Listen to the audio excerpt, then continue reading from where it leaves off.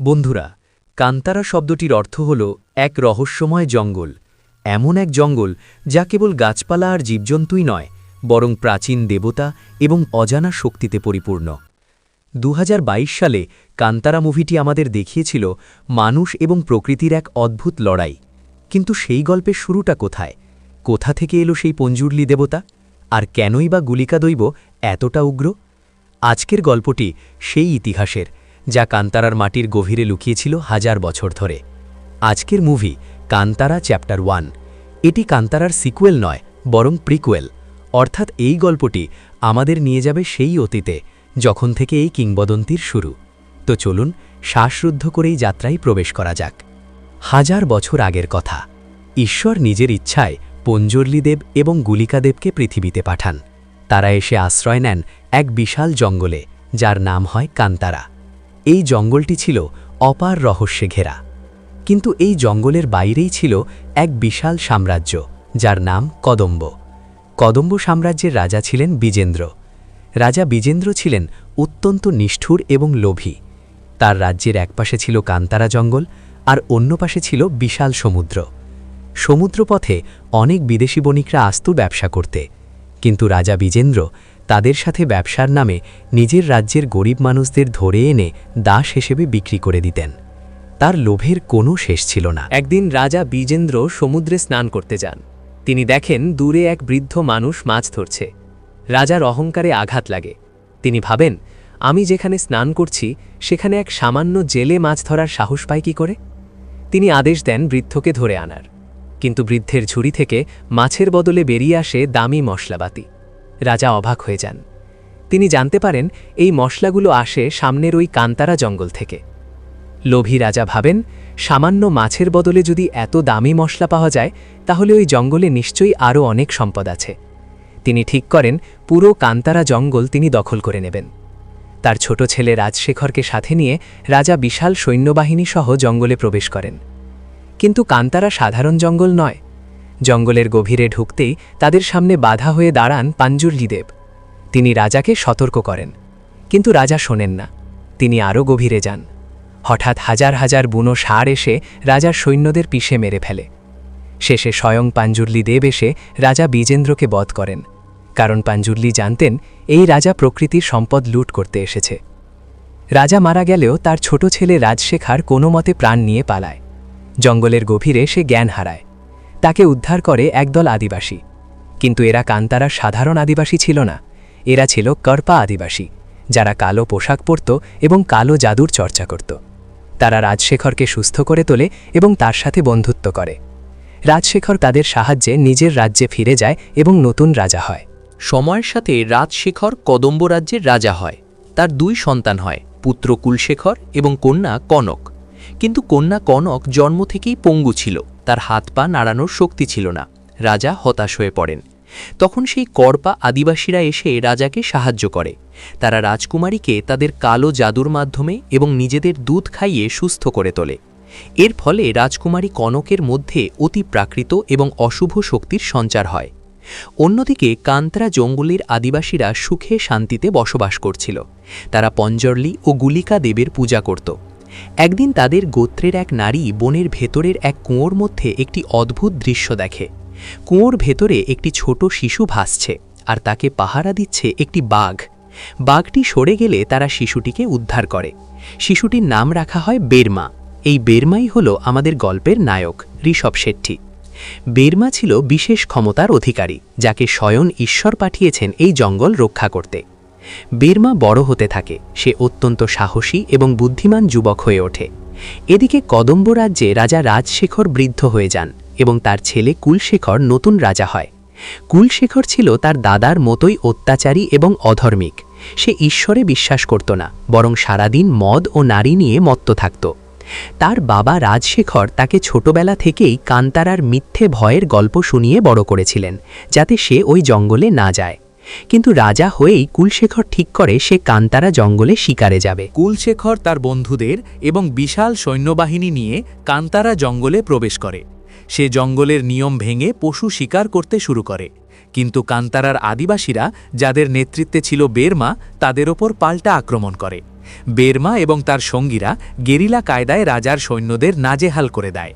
কুলশেখর এবং তার বন্ধুরা ভয়ে পালিয়ে যায়, কিন্তু তাদের অনেক সৈন্য জঙ্গলে আটকা পড়ে এবং মারা যায়। একজন সৈন্য কেবল বেঁচে যায়, যার নাম চেনা। বেরমা তাকে জিজ্ঞাসা করে জানতে পারে যে জঙ্গলের বাইরে এক বিশাল উন্নত জগৎ আছে। বেরমার কৌতূহল জাগে। সে ঠিক করে তারা ছদ্মবেশে ওই রাজ্যে যাবে এবং দেখবে বাইরের পৃথিবীটা কেমন। বেরমা এবং তার সঙ্গীরা মৃত সৈন্যদের পোশাক পরে চেনার সাথে কদম্ব রাজ্যে প্রবেশ করে। রাজ্যের জাঁকজমক দেখে বেরমারা অবাক হয়ে যায়, কিন্তু তাদের বুনো আচরণ এবং অদ্ভুত চালচলন দেখে রাজপ্রহরীদের সন্দেহ হয়। তারা ধরা পড়ে যায় এবং তাদের রাজা কুলশেখরের সামনে পেশ করা হয়। কুলশেখর জানতে পারে এরা কান্তারা থেকে এসেছে। সে ভয়ে এবং রাগে তাদের মেরে ফেলতে চায়, কিন্তু বৃদ্ধ রাজশেখর তাকে থামিয়ে দেন। তিনি পরামর্শ দেন এদের মেরে না ফেলে বরং দাস হিসেবে বিদেশি বণিকদের কাছে বিক্রি করে দিতে। কিন্তু বেরমা ছিল অত্যন্ত চতুর। সে প্রহরীদের কান্তারার বিশেষ তামাক উপহার দেয়। সেই তামাকের নেশায় প্রহরীরা বেহুশ হয়ে পড়ে। এই সুযোগে বেরমা তার সঙ্গীদের নিয়ে জেল ভেঙে পালিয়ে যায় এবং কান্তারায় ফিরে আসে। বেরমা কদম্ব রাজ্য থেকে একটি গুরুত্বপূর্ণ শিক্ষা নিয়ে ফেরে। সে দেখেছে সেখানে তাদের জঙ্গলের মশলার কত কদর। তাই সে কান্তারায় ফিরে এসে চাষাবাদ এবং মশলা সংগ্রহের কাজে মন দেয়। তারা গোপনে কদম্ব রাজ্যের বন্দরে গিয়ে সরাসরি বিদেশি বণিকদের সাথে ব্যবসা শুরু করে। এর ফলে কান্তারার মানুষদের ভাগ্য বদলে যায়। তারা উন্নত কাপড়, অস্ত্র এবং খাবার পেতে শুরু করে। রাজকুমারী কনক বিষয়টি জানতে পারে। সে বেরমাকে ডেকে পাঠায় এবং তাদের ব্যবসার ওপর ট্যাক্স বা কর দাবি করে। কিন্তু বেরমা সাফ জানিয়ে দেয়, এই মাটি, এই জঙ্গল, এই সম্পদ সব প্রকৃতির, এখানে কারো হুকুম চলে না। বেরমার এই তেজি ভাব দেখে কনক মুগ্ধ হয়, বা অন্তত মুগ্ধ হওয়ার অভিনয় করে। সে বেরমার সাথে ঘনিষ্ঠ হওয়ার চেষ্টা করে, কিন্তু বেরমা জানত তাদের দুজনের জগৎ আলাদা। এদিকে জঙ্গলের মশলা শেষ হয়ে আসছিল।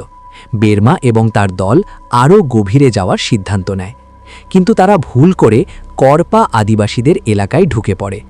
করপারা তাদের আক্রমণ করে। এক অসম লড়াই শুরু হয়। যখন মনে হচ্ছিল বেরমারা হেরে যাবে, ঠিক তখনই সেই বাঘটি, যে ছোটবেলায় বেরমাকে রক্ষা করেছিল, আবির্ভূত হয়। বাঘটি আসলে এক দৈব শক্তি। সে করপাদের ছিন্ন ভিন্ন করে দেয় এবং বেরমাদের প্রাণ বাঁচায়। ফিরে এসে গোত্রের বয়োজ্যেষ্ঠরা বেরমাকে করপাদের আসল ইতিহাস জানায়। বহু বছর আগে করপারা কান্তারায় আশ্রয় চেয়েছিল। কান্তারাবাসী তাদের জায়গা দিয়েছিল, কিন্তু করপারা ছিল বিশ্বাসঘাতক। তারা পঞ্জুলুল্লি দেবকে কালো জাদুর মাধ্যমে বন্দী করে নিজেদের দাস বানাতে চেয়েছিল। তখন ওই বাঘ দেবতা তাদের তাড়িয়ে দিয়েছিল। সেই থেকে তারা জঙ্গলের অন্ধকার কোণে লুকিয়ে আছে এবং সুযোগের অপেক্ষা করছে। এদিকে রাজা কুলশেখর যখন জানতে পারে কান্তারার লোকেরা পালিয়ে গিয়ে তাদের নাকের ডগাতেই ব্যবসা করছে, সে রাগে ফেটে পড়ে। সে আবার আক্রমণের প্রস্তুতি নেয়, কিন্তু তার বাবা রাজশেখর তাকে থামিয়ে দেন।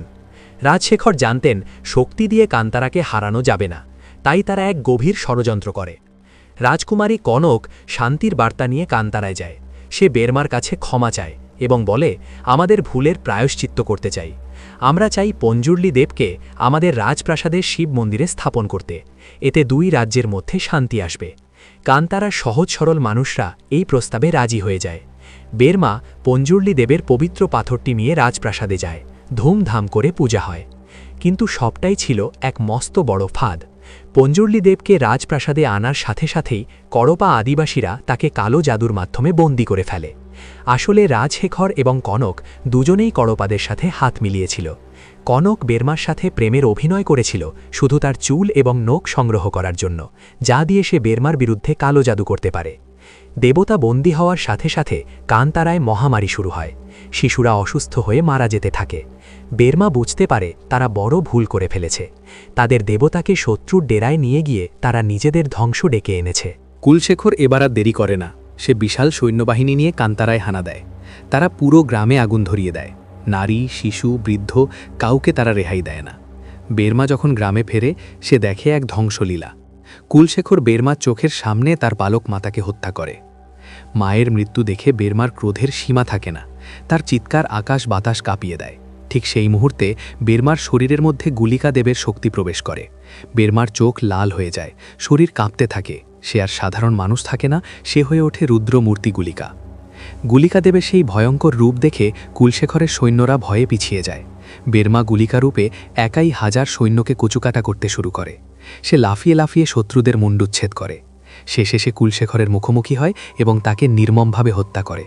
প্রতিশোধ সম্পন্ন হলে গুলিকাদেব বেরমার শরীর থেকে বেরিয়ে যান। কুলশেখরের মৃত্যুর পর তার বাবা রাজশেখর এবং বোন কনক আরও বেশি হিংস্র হয়ে ওঠে। কনক তার কালো জাদুর মাধ্যমে রাজশেখরকে এক অপরাজেয় শক্তিতে পরিণত করে। বেরমা তাদের সাথে লড়াই করতে গিয়ে হেরে যায়, কারণ কনকের জাদুর কাছে তার শক্তি কাজ করছিল না। তখন সেই রহস্যময় বৃদ্ধ জেলে, যাকে আমরা মুভির শুরুতে দেখেছিলাম এবং যিনি আসলে এক দৈব পুরুষ মাইকারা, বেরমাকে পথ দেখান। তিনি বেরমাকে বলেন একটি গোপন গুহায় যেতে। বেরমা সেই গুহায় যায় এবং সেখানে একটি শিবলিঙ্গ এবং মহাদেবের ত্রিশূল দেখতে পায়। সেখানে এক রাক্ষস তাকে আটকানোর চেষ্টা করে, কিন্তু বেরমা তাকে হারিয়ে ত্রিশূলটি স্পর্শ করে। ত্রিশূল স্পর্শ করতেই বেরমার শরীরে মহাদেবের অসীম শক্তি এবং গুলিকাদেবের পূর্ণ শক্তি প্রবেশ করে। তার গলায় একটি বিশাল সাপ পেঁচিয়ে যায়। বেরমা এবার পূর্ণরূপে গুলিকাদেব হয়ে যুদ্ধক্ষেত্রে ফিরে আসে। তার সাথে যোগ দেয় সেই দৈব বাঘ। শুরু হয় চূড়ান্ত যুদ্ধ। বাঘ দেবতা কর্পা আদিবাসীদের ধ্বংস করতে থাকে, আর গুলিকাদেব বেরমা রাজশেখরের দিকে এগিয়ে যায়। কনক তার বাবাকে বাঁচাতে সামনে আসে। সে জানত গুলিকা আঁরিদের আঘাত করে না, কিন্তু গুলিকাদেব তখন তার দিদি চাউণ্ডী দেবীকে আহ্বান জানান। চাউণ্ডী দেবীর শক্তি এসে কনক এবং রাজশেখর দুজনকেই ভস্ম করে দেয়। কদম্ব সাম্রাজ্যের পতন ঘটে। পঞ্জুরলি দেব মুক্তি পান। কান্তারায় আবার শান্তি ফিরে আসে। যুদ্ধের পর বেরমা কান্তারায় ফিরে আসে এবং ভূতা কোলা উৎসব পালন করে। সে পঞ্জুরলি ও গুলিকা দেবের নর্তক হিসাবে নাচে। উৎসব শেষে বেরমা দৌড়ে গিয়ে সেই জঙ্গলের কুয়োর মধ্যে ঝাঁপ দেয়, যেখান থেকে তাকে ছোটবেলায় পাওয়া গিয়েছিল। গ্রামবাসীরা কুয়োর ভেতরে তাকিয়ে দেখে বেরমা নেই, সে অদৃশ্য হয়ে গেছে। আসলে বেরমা কোনো সাধারণ মানুষ ছিল না, সে ছিল ঈশ্বরের পাঠানো এক দূত, যার কাজ ছিল কান্তারাকে রক্ষা করা। কাজ শেষ, তাই সে তার জগতে ফিরে গেছে। বন্ধুরা, কান্তারা চ্যাপ্টার 1 আমাদের দেখিয়ে দিল যে প্রকৃতির সাথে বিশ্বাসঘাতকতার ফল কতটা ভয়াবহ হতে পারে। মুভিটির ভিজুয়াল, ঋষভ শেট্টির অভিনয় এবং ব্যাকগ্রাউন্ড মিউজিক ছিল এক কথায় অসাধারণ। মুভির শেষে জানিয়ে দেওয়া হয় যে কান্তারার গল্প এখানেই শেষ নয়। আপনারা যারা মাইথোলজি এবং অ্যাকশন পছন্দ করেন, তাদের জন্য এই মুভিটি একটি মাস্টারপিস। ভিডিওটি ভালো লাগলে লাইক দিন এবং কমেন্টে কান্তারা লিখতে ভুলবেন না। দেখা হবে পরের ভিডিওতে। ধন্যবাদ।